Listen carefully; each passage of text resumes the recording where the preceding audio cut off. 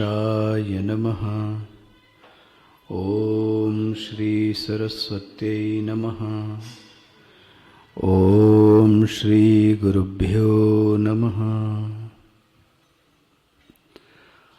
अज्ञानतिमिरान्धस्य ज्ञानाञ्जनशलाकया चक्षुरुन्मीलितं येन तस्मै श्रीगुरवे नमः। तस्मै श्रीगुरवे नमः।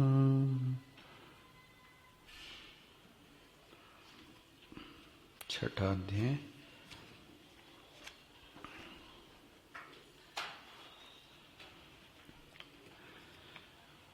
ओम श्री परमात्मने नमः। अथ षष्ठोऽध्यायः। श्री भगवानुवाच अनाश्रितकर्मफलं कार्यं कर्म करोति यः स सन्न्यासी च योगी च न निरग्निर्न चाक्रियः।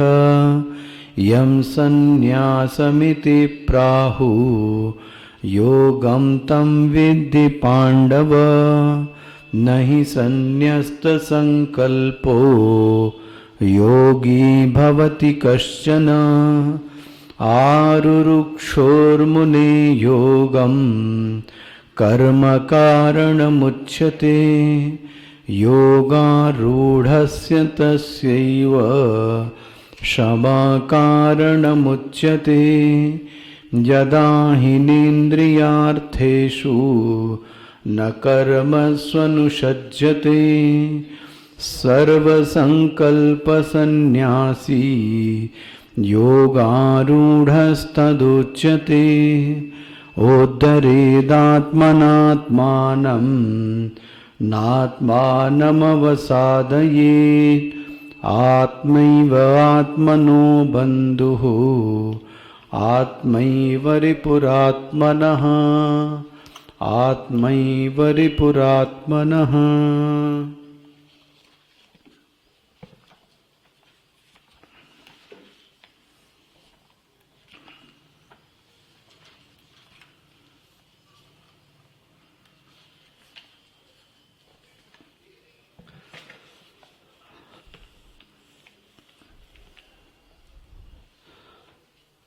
चर्चा का विषय था कि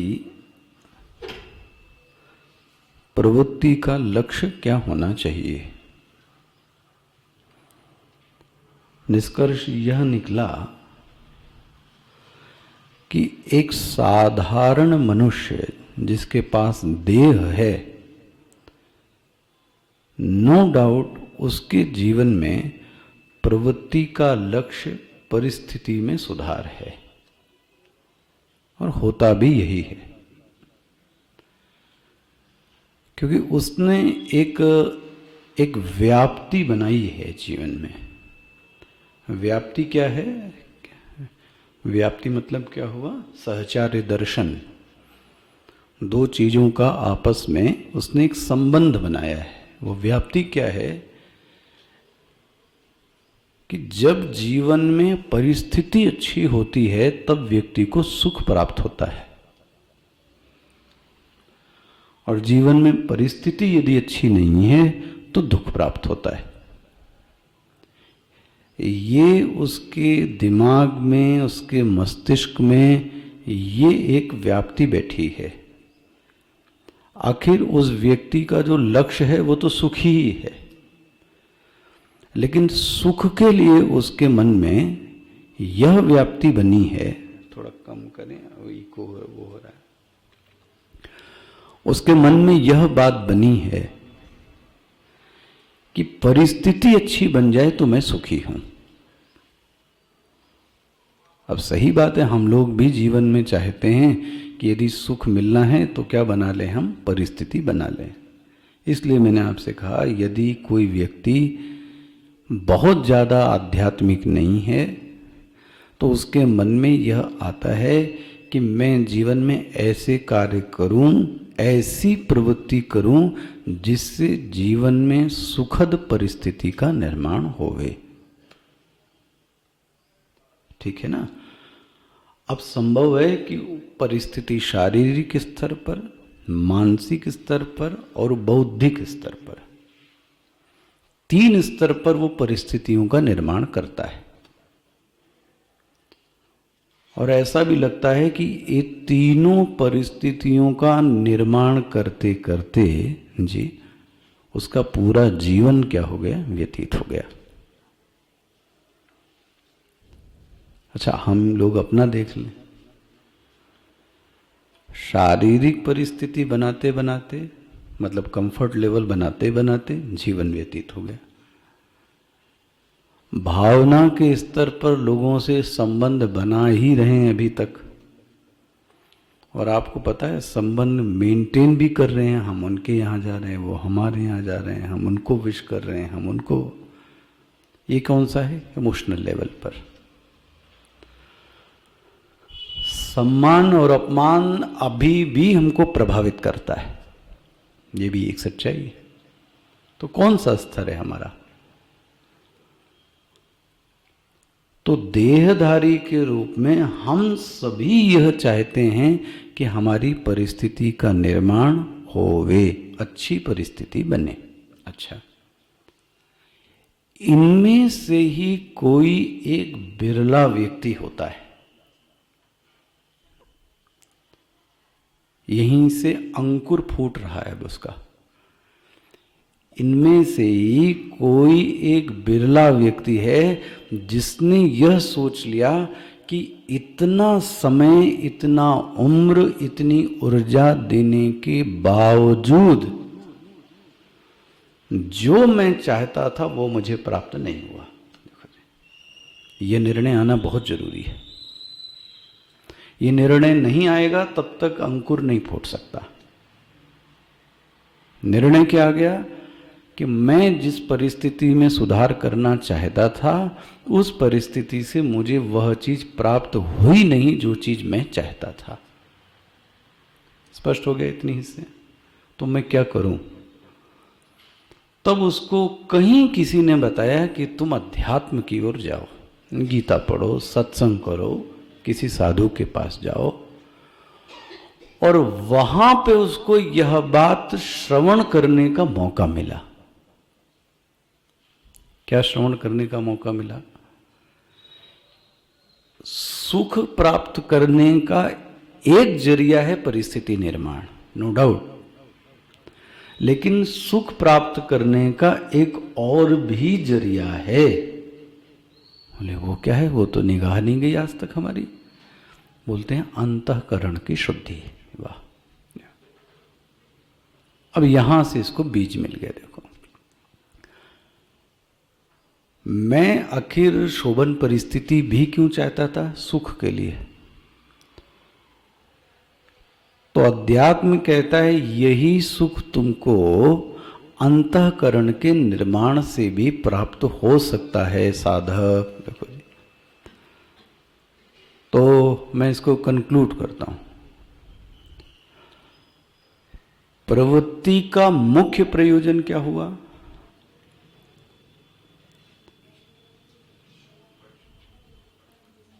अंतःकरण का निर्माण। और ऐसा कह लें कि गौण प्रयोजन क्या हो गया? परिस्थिति सुधर जाए। अंतःकरण का निर्माण मतलब मैं क्लियर हूं, सत्व गुण की वृद्धि,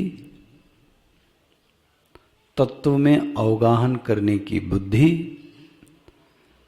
अंतःकरण का प्रक्षालन, चित्त में शांति, सूक्ष्म बुद्धि, ये जिसके पास है उस व्यक्ति को सुख प्राप्त होता है। मैं इसके लिए सूत्र आपको दे रहा हूं। सत्वम सुखे संजयति, कल मैं कह रहा था, सत्वम सुखे संजयति। गीता कहती है कि सुख की प्राप्ति के लिए सत्व गुण का होना अनिवार्य है। थोड़ा इस दृष्टि से भी सोचिए। जब जब व्यक्ति सत्व गुण में होगा उस व्यक्ति को सुख जरूर प्रदान होगा। इसलिए साधक सदैव तलाश में लगा रहता है कि किसी न किसी तरीके से सत्व गुण की मेरी परिस्थिति बन जाए। आखिर व्यक्ति को प्रातःकाल क्यों इतना आनंद आता है? जबकि कोई कुछ खा पी तो रहा नहीं है, वो कुछ कर भी नहीं रहा है, तो फिर क्यों आनंद आ रहा है? क्योंकि उसके जो अंदर का वातावरण बना है वो कैसा है? सात्विक। तो दो चीजें हो गई, इसको बहुत अच्छे से विभाग बना लीजिए। प्रवृत्ति का मुख्य प्रयोजन अंतःकरण की शुद्धि, गौण प्रयोजन परिस्थिति का निर्माण। अच्छा, एक और लक्षण आपको बताऊं। एक शुद्ध अंतःकरण का यह भी एक लक्षण है क्या? और उल्टा कह लें, यदि अंतःकरण शुद्ध नहीं है तो यह एक लक्षण है। क्या लक्षण है? वह व्यक्ति किसी पर श्रद्धा नहीं कर पाता।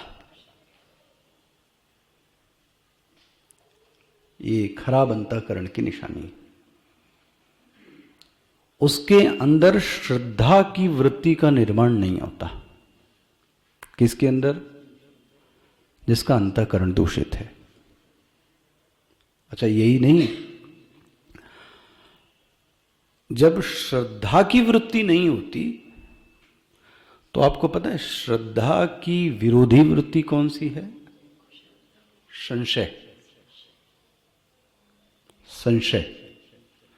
और संशय की वृत्ति को ज्वलनशील वृत्ति माना गया है। ज्वलनशील मतलब अंदर अपना भी अशांत है, यही नहीं संशयी व्यक्ति के साथ एक ये संक्रामक रोग फैलाता है, ये दूसरे को भी अश्रद्धा देना चाहता है। आपको भी समाज में लोग ऐसे मिलते होंगे जो संशयी व्यक्ति है, डाउटी, वो अपना तो अशांत रहता ही रहता है और दूसरे को भी चर्चा के विषय में अश्रद्धा का विषय ही लाता है। इसी को बोलो संक्रामक रोग है। स्वस्थ व्यक्ति नहीं फैला पाता अपनी स्वस्थता, लेकिन ये दूषित व्यक्ति फैला लेता है।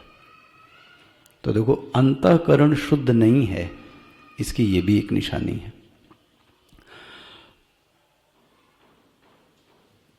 तो अब इस व्यक्ति के जीवन का जो प्रयोजन है वह सिर्फ एक है कि किसी तरीके से मैं अच्छे से अच्छा अंतःकरण का क्या करूं, निर्माण करूं। मेरे ख्याल से यहां तक आपको एकदम स्पष्ट हो जाना चाहिए, तभी ये चैप्टर आगे मैं पढ़ा पाऊंगा।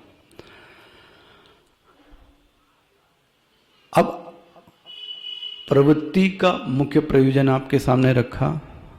मन को खराब करके, गंदा करके यदि कोई अच्छी परिस्थिति से सोचता है कि मुझे सुख मिल जाएगा, मैं फिर से कह रहा हूं, मन को गंदा करके, मन को खराब करके हम सोचते हैं कि हम क्या बना लेंगे, एक अच्छी परिस्थिति बना लेंगे।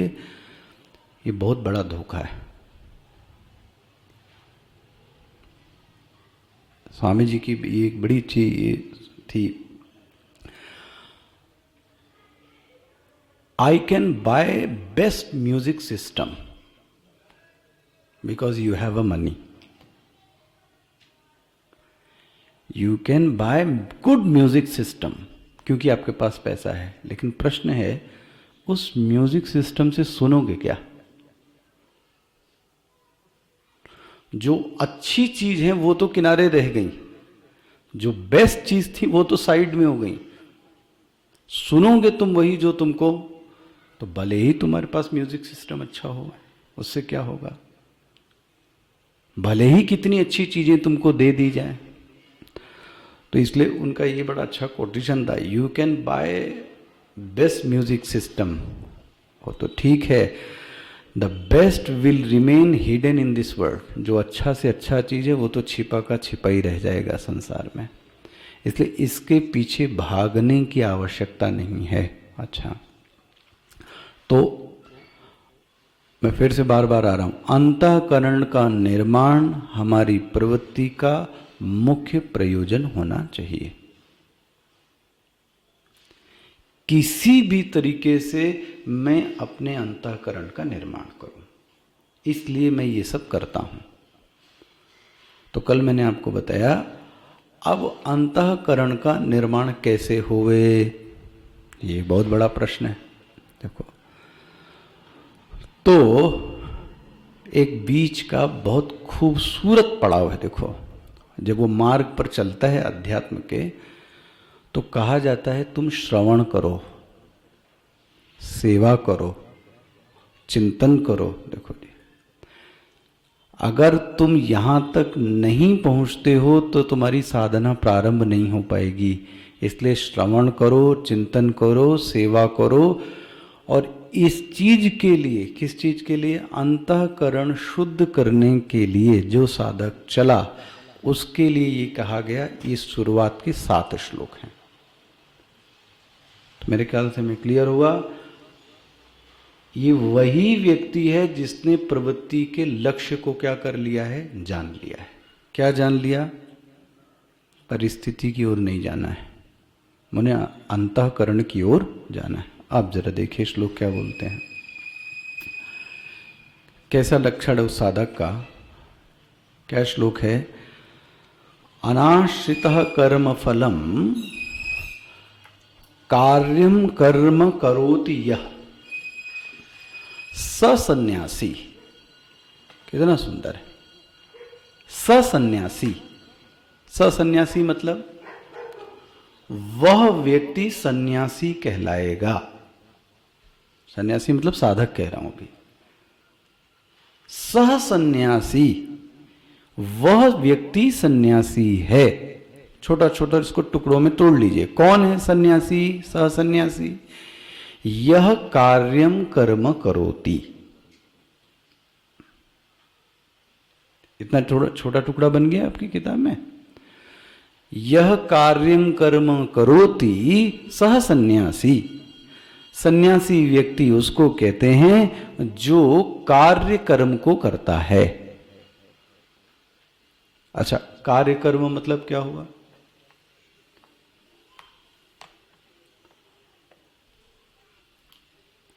कार्यम कर्म, इसका अर्थ क्या हुआ? एक तो एक बात स्पष्ट हो गई कि वह कर्म को करता है, इसका मतलब निठल्ले होने का नाम सन्यासी। ये तो स्पष्ट ही हो गया। सन्यासी यह कर्मम करोति। सन्यासी वह है जो कर्म को करता है। तो जिसको हम कह रहे थे, हम किसको सन्यासी समझ रहे थे? निठल्ले को, एकांत में, जिसको अभी हमारी धारणा चुपचाप बैठा हुआ है, सब कुछ छोड़ छाड़ के। भगवान बोलते मेरी नजर में नहीं, वो है, बोले मैं बताऊंगा उसको।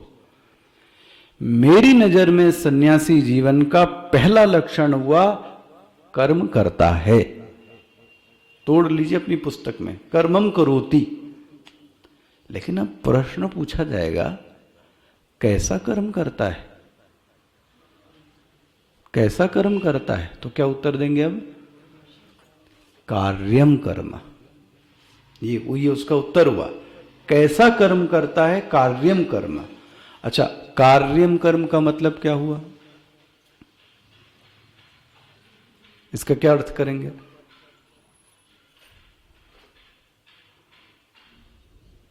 हाँ, धर्मानुसार। और वह अपने स्वधर्म का पालन करता है। कार्य मतलब क्या हुआ? स्वधर्म। बन गया? ध्यान रखना, गृहस्थ व्यक्ति भी सन्यासी है। यदि वह गृहस्थोचित कार्य कर रहा है तो वह व्यक्ति क्या कहलाएगा? सन्यासी। कोई यहां तो ये तो नहीं कहा कि लाल कपड़े पहनता है। कर्मम करोति, कौन सा कर्म करता है? कार्यम का। और कार्यम कर्म तो गृहस्थ व्यक्ति भी अपने कार्य को कर रहा है, तो वो भी क्या कहलाएगा? सन्यासी कहलाएगा। स्पष्ट होता है? देखो भगवान की परिभाषा। किसी ने कहा महाराज ये तो अति व्याप्ति हो जाएगी, उसको सन्यासी कह देना थोड़ा बनता नहीं है, थोड़ा कुछ और इसके आगे जोड़िए ना। तो बोलते हैं चलो, वो कर्म कैसे करता है इस पर निर्भर करता है कि वो सन्यासी है। कैसे करता है आगे देखते जाइए। अनाश्रितः कर्म फलम, मिला? पहली पंक्ति अब क्लियर होती है। अनाश्रितः कर्म फलम, वह कर्म फल के आश्रित रहकर कर्म नहीं करता। चलिए शुरुआत से देखते हैं, इसको तो छोड़ दीजिए, अपनी बात करते हैं। हम लोग जो कर्म करते हैं वो किसको आश्रित रख के करते हैं?